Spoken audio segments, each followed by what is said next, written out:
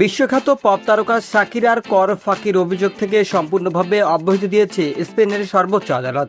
একই সঙ্গে তার কাছ থেকে নেওয়া প্রায় 55 মিলিয়ন ইউরো, যা বাংলাদেশি টাকায় 765 কোটি টাকা, সুদসহ ফেরত দেওয়ার নির্দেশ দেওয়া হয়েছে দেশটির রাষ্ট্রীয় কোষাগারকে।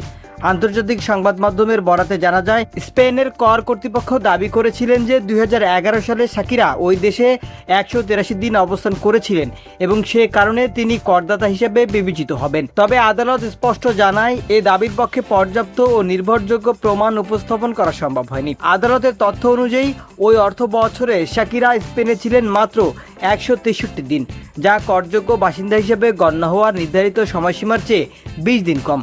ফলে তার বিরুদ্ধে আনা অভিযোগ এবং আরোপিত জরিমানা অবৈধ ঘোষণা করা হয়। ফেরতযোগ্য অর্থের মধ্যে রয়েছে প্রায় 24 মিলিয়ন ইউরো আয়কর এবং 25 মিলিয়ন ইউরো জরিমানা। এ রায়ের পর এক বিবৃতিতে শাকিরা বলেন, দীর্ঘ 8 বছর ধরে তাকে অন্যায়ভাবে হয়রানির শিকার হতে হয়েছে এবং তার সুনাম ক্ষুণ্ণ করার চেষ্টা করা হয়েছে।